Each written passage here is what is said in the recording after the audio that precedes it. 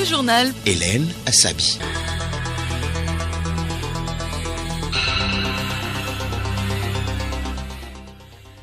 Mesdames et messieurs, bonjour et merci de suivre le grand journal de la mi-journée sur Radio Lomé. Au sommaire, le ministre en charge des sports a rendu visite ce matin aux candidats aux examens sports. Foli Bazi Katari est allé leur prodiguer d'utiles conseils. La carence en iode peut causer de graves problèmes de santé. Les acteurs impliqués dans la commercialisation se sont formés pendant 2 jours pour lutter contre ces maladies. Une initiative de la division de la nutrition du ministère de la Santé.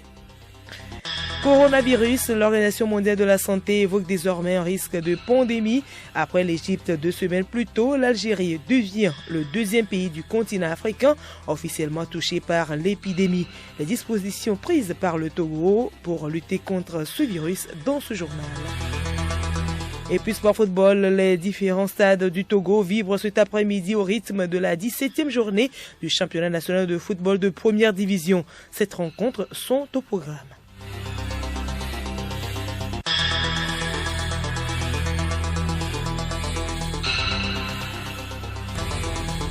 radiolomé.tg. Mesdames et messieurs, une fois encore, bonjour. Le ministre en charge des sports, Foli Bazi Katari, a prodigué des conseils aux candidats aux examens sports. Le ministre a fait ce matin le déplacement du lycée technique d'Adi Dogomé à Lomé. Les candidats au CAP ont donné le signal de cet examen. Théophile Dandako.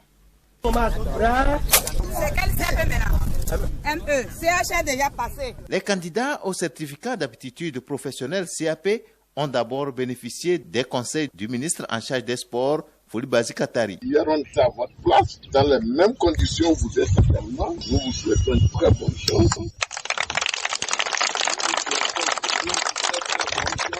Les élèves rejoignent ensuite leurs ateliers respectifs pour le début des examens. L'épreuve de vitesse débute la journée. Sous les yeux du ministre, les candidats au saut en longueur, au poids, au grimpé, puis au saut en hauteur ont prouvé leur talent. On est optimiste pour la note que nous allons avoir. À propos de nos efforts, on est sûr de pouvoir avoir des notes.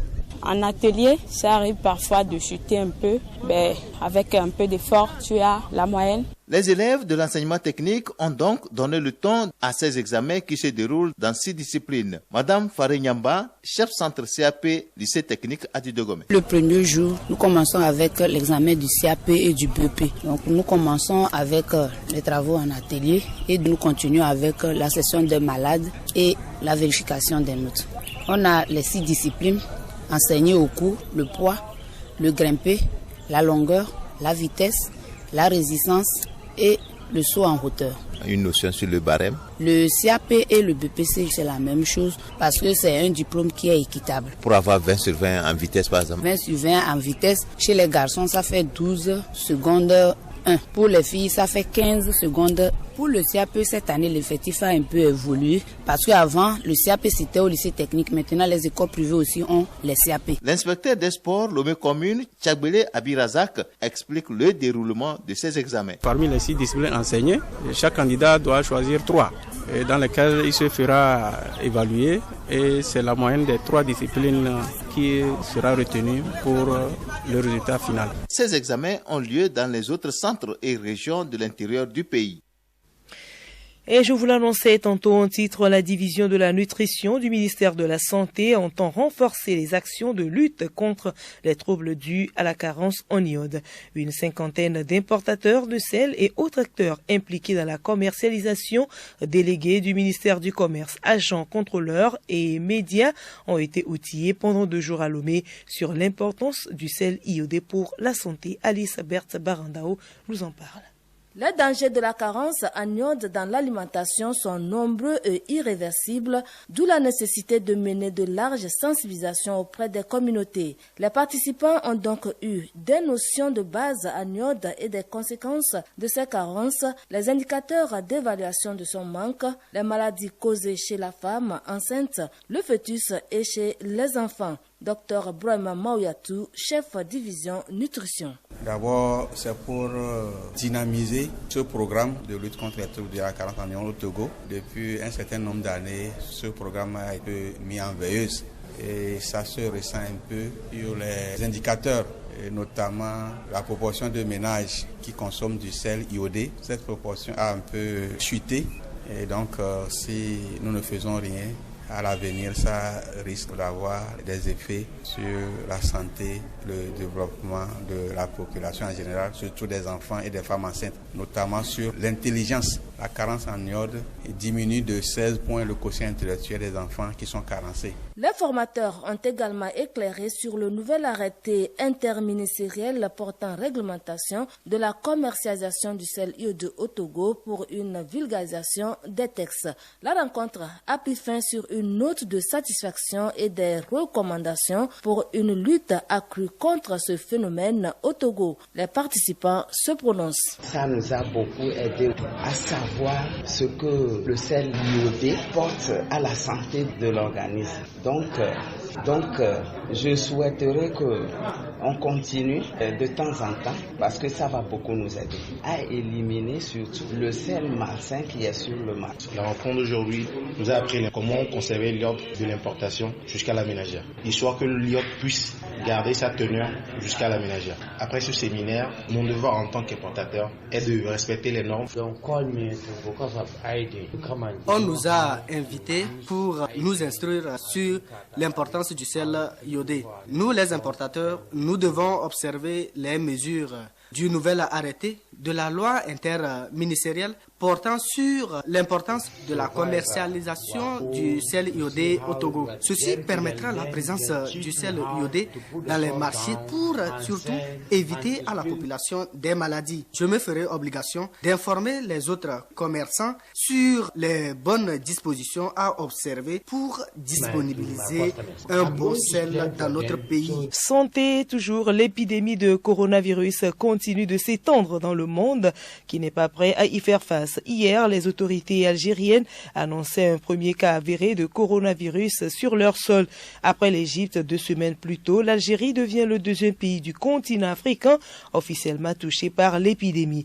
L'aéroport étant considéré comme un pôle d'attraction reliant les pays du monde est également le lieu le plus sensible. Au Togo, il fait l'objet d'un suivi extrêmement rigoureux. Des dispositions sont prises pour lutter efficacement contre l'entrée et la propagation du coronavirus sur le sol togolais. Le directeur général de l'aviation civile, Nyama Lata, a mis en place un plan d'action et de riposte. Nous allons renforcer cette prise de température sur tous les passagers qui viennent des pays comme la Chine. Ça, c'est la première des choses. Deuxièmement, nous avons préparé un centre d'isolement au cas où il y aurait un cas comme ça. Troisièmement, nous avons créé ce qu'on appelle la cellule opérationnelle de crise où nous avons les docteurs. Si quelqu'un est détecté, immédiatement les mesures sont prises pour l'amener au centre d'isolement. Et du centre d'isolement, si le cas est avéré, on l'évacue au grand centre national. Nous avons fait encore mieux, c'est-à-dire que nous avons demandé aux compagnies, elles vont pouvoir avoir des fiches de renseignement à bord pour des gens qui viennent de l'Est. Donc, nous aurons les destinations, les provenances et une fois sur place à Lomé, où est-ce qu'ils descendent pour qu'on puisse les suivre. Cependant, pour éviter d'être victime de ce virus, il y a des comportements à adopter. Nous retrouvons le colonel Nyama Lata. Mieux vaut prévenir que guérir. Il est conseillé que cette maladie, pour l'éviter, il faut toujours laver les mains. Il ne faut pas être très proche de la personne. Quand on a dit qu'une personne infectée peut infecter jusqu'à 1,5 voire 2,4% de personnel. Donc il faut faire en sorte qu'on n'ait pas cette maladie à Lomé. Lomé est devenu un hub, ça répond même à l'objectif du PND. Nous ne pouvons pas nous permettre de laisser des infections rentrer. L'épidémie concerne désormais une trentaine de pays et a contaminé plus de 80 000 personnes à travers le monde, dont plus de 2600 sont mortes, principalement en Chine. Juliette Kamdé. En Europe, l'Italie est le pays le plus touché par le nouveau coronavirus avec 7 morts et près de 300 personnes contaminées. 3 nouvelles régions italiennes, la Toscane, la Sicile et la Ligurie, ont recensé des contaminations. Tous les pays voisins de l'Italie se sont engagés à garder ouvertes leurs frontières. Elles ont également décidé, ces pays ont décidé avec l'Italie d'évaluer au cas par cas l'éventuelle annulation d'événements majeurs selon un communiqué commun. En France, le ministère de la Santé a annoncé ce matin un premier cas de décès dû au coronavirus après que la personne ait été infectée la nuit de mardi à mercredi à Paris. Il s'agit d'un homme de 60 ans qui faisait partie des 5 nouveaux cas détectés dans le pays. Ce décès porte à 2 le nombre de personnes tuées en France par le Covid-19. Le premier décès était celui d'un touriste chinois octogénaire. 11 malades ont guéri et 4 sont toujours hospitalisés, soit 17 cas au total en France. Le nombre de victimes du coronavirus ne cesse d'augmenter en Iran également. Hier, 3 nouveaux décès ont été recensés et le vice-ministre de la Santé a confirmé qu'il était lui-même infecté par le virus. La population inquiète dénonce le manque d'anticipation et la mauvaise gestion d'un gouvernement auquel elle ne fait plus confiance. La Corée du Sud est aussi sévèrement touchée avec près de 900 personnes infectées, dont 60 nouveaux cas. Merci à vous, Juliette Kamdé. Vivement que Dieu protège notre pays, le Togo, contre le coronavirus. Toujours en page nationale, la présidente de l'Assemblée nationale informe les honorables députés que, conformément à l'article 55 alinéa 2 de la Constitution, la première session ordinaire de l'année s'ouvre le mardi 3 mars 2020 à 15h au siège de l'Assemblée nationale. Le journal Hélène Assabi. Hors du Togo en Égypte, Hosni Moubarak est mort hier au Caire. Un deuil national de 3 jours a été décrété dans le pays à partir de ce mercredi. L'ancien président sera traité avec tous les honneurs d'un héros de la nation. Clarisse Tombité. Héros de la nation, voilà le terme utilisé par la présidence de la République et le commandement de l'armée dans leurs condoléances à la famille d'Hosni Moubarak. Prières et cérémonies officielles auront lieu à la mosquée du maréchal Tataoui, un lieu de culte d'où partent les obsèques militaires de tous les très hauts gradés de l'armée. Des juristes avaient pourtant estimé que Moubarak n'avait pas le droit à de telles funérailles parce qu'il avait été définitivement condamné dans une affaire de corruption. Mais d'autres ont répondu par le texte d'une loi accordant un traitement exceptionnel aux héros de la guerre égypto-israélienne de 1973. Côté médias, radio, télévision et journaux ont ainsi insisté sur le commandement de l'aviation durant la guerre avec Israël que fut Hosni Moubarak. Tous ont fait l'impasse sur la répression sanglante des manifestants de la place Tahrir. Les médias sociaux, par contre, sont un champ de bataille entre le pro-Moubarak, plutôt présent sur Facebook, et ses détracteurs qui le qualifient de dictateur généralement sur Twitter. Moubarak est mort, mais nous n'oublierons pas, est un hashtag répété près de 10 000 fois, sous-entendant les crimes de l'ancien président égyptien. Les réactions sont également mitigées au sein de la population. On note les nostalgiques et les anciens révolutionnaires qui ont fait tomber Moubarak en janvier 2011. Au Cameroun, les habitants de 11 circonscriptions devront retourner aux urnes dans les prochaines semaines. Et pour cause, les élections législatives ont été annulées dans cette région anglophone. La décision vient du Conseil constitutionnel et a été rendue publique hier soir. Pour l'instant, la date du nouveau scrutin dans les localités concernées n'a pas encore été rendue publique. La plus haute juridiction du pays n'a pas non plus exposé les raisons qui l'ont poussé à prendre cette décision. Inde, le bilan des violences intercommunautaires à New Delhi s'élève désormais à 20 morts, a annoncé ce mercredi un responsable du principal hôpital de la zone touchée dans le nord-est de la capitale indienne. 189 personnes sont hospitalisées, une soixantaine sont blessées par balles. Des émeutiers armés de pierres, de sabres et parfois même de pistolets sèment depuis dimanche dernier le chaos et la terreur dans des zones périphériques à majorité musulmane, éloigné d'une dizaine de kilomètres du centre du pays.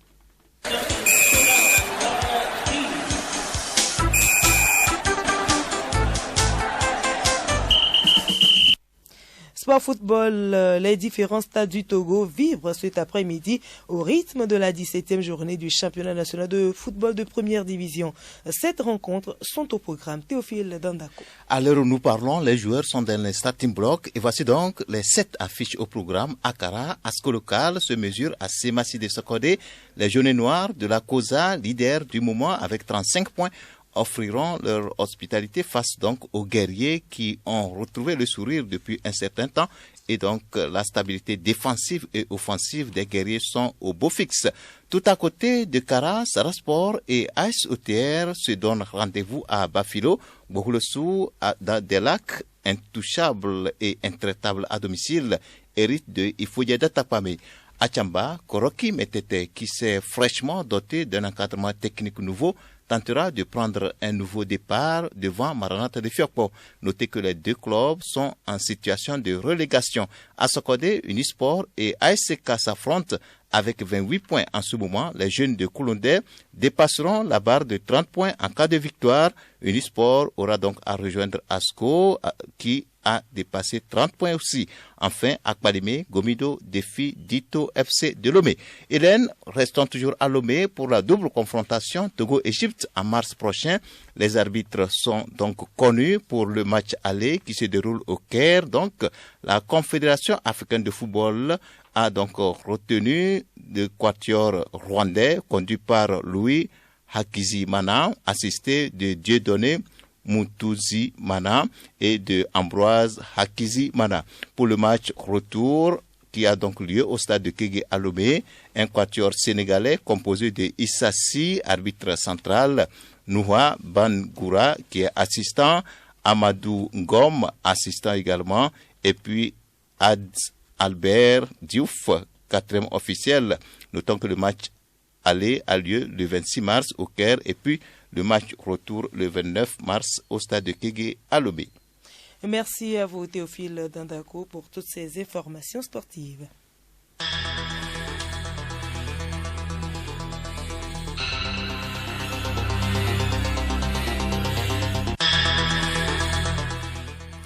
Voilà, ce journal se referme, mais avant de nous quitter, voici le rappel des titres.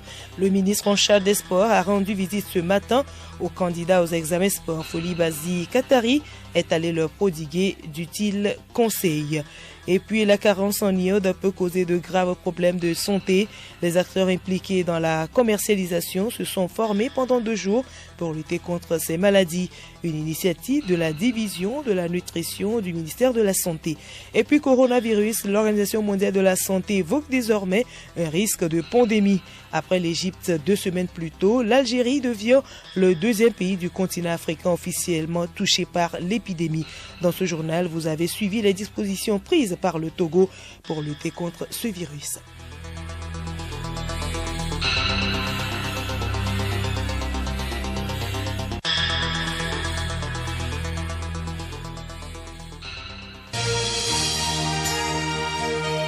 Radio Lomé, boîte postale 434, email radiolomé@radiolomé.tg. radiolomé.tg